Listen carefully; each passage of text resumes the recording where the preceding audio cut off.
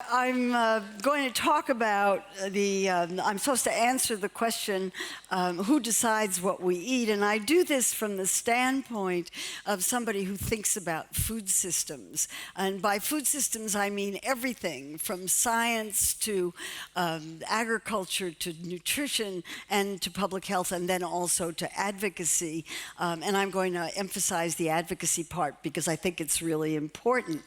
One of the things that seems to me important in thinking about food choice is that the largest problems, public health problems in the world and food system problems are related to food. And these are food insecurity, obesity, and the environmental damage that is caused.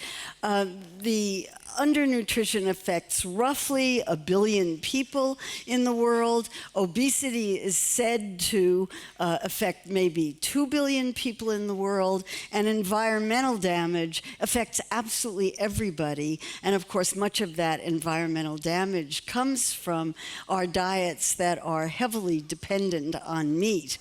Now, what we're supposed to eat is really pretty well defined. I'm an American, and these are the American Dietary Guidelines from 2015 to 2020, and they say that what you're supposed to be eating is fruits, vegetables, meat, poultry, and other kinds of foods, relatively unprocessed, and what you're not supposed to be eating is what we pejoratively call junk foods, highly processed foods that have a lot of the nutritional value removed, that are very high in calories, salt, and sugar.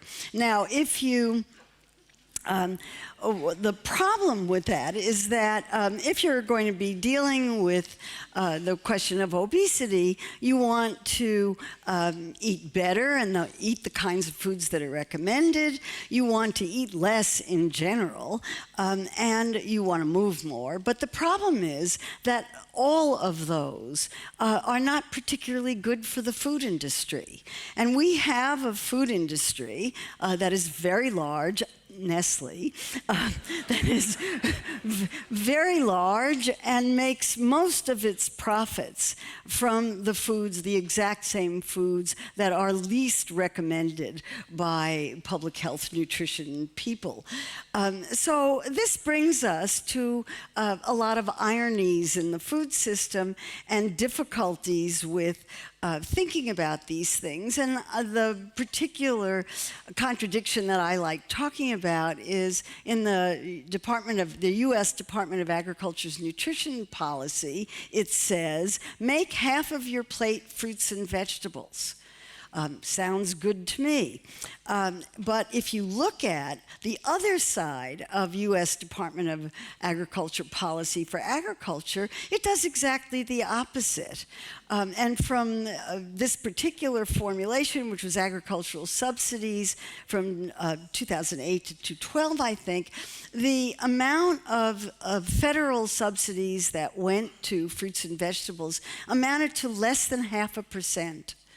And all the rest of it went to corn, soybeans, and other kinds of foods that are mostly fed to animals, thereby promoting a diet that's higher in meat. So the food industry has a big problem. We produce in the United States probably twice as much food as is actually needed by the population. And this has led the food industry to emphasize marketing in a way that it never has before, and to develop methods to get people to eat more food, one of which is to develop larger portion sizes. And if you look at what's happened to portion sizes in the U.S. diet over the last 30 to 50 years, they have gotten much, much bigger.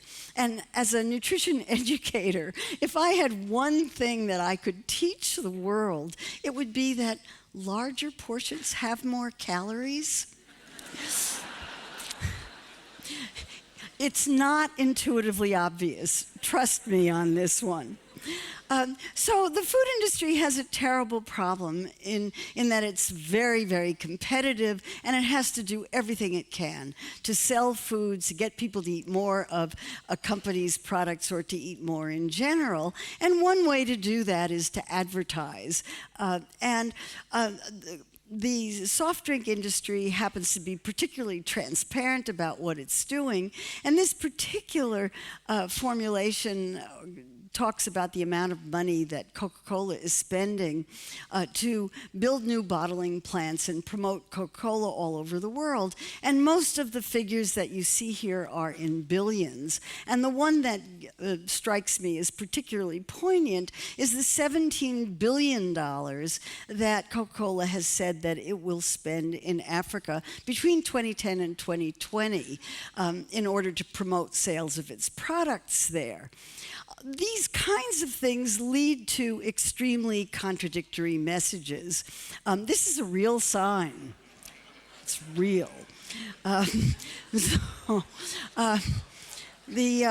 so in an environment like this, individual food choice is very, very difficult. For individuals faced with a food environment that's as complicated as this, it's really hard to make healthy food choices.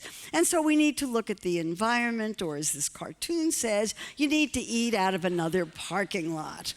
And so this brings me to the whole question of advocacy, which is something that I'm very interested in. And advocacy is the new threat to corporate food, as this Forbes magazine, or this Forbes article says, that it's food activists who are now the brand managers for major food companies. How I wish this were true. It lists as the food influencers, public health nutritionists, celebrity nutritionists, and food bloggers. Are they talking about me? I wish I had that kind of power. I really did.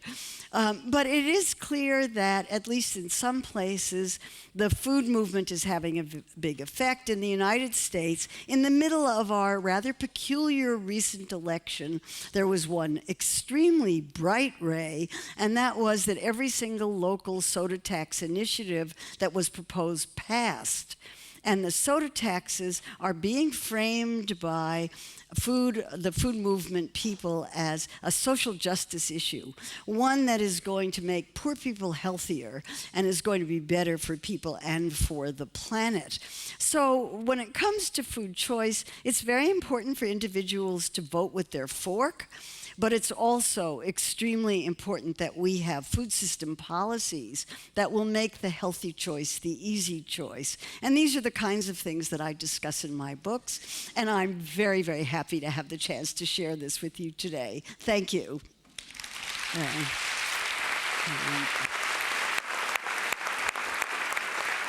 you so much.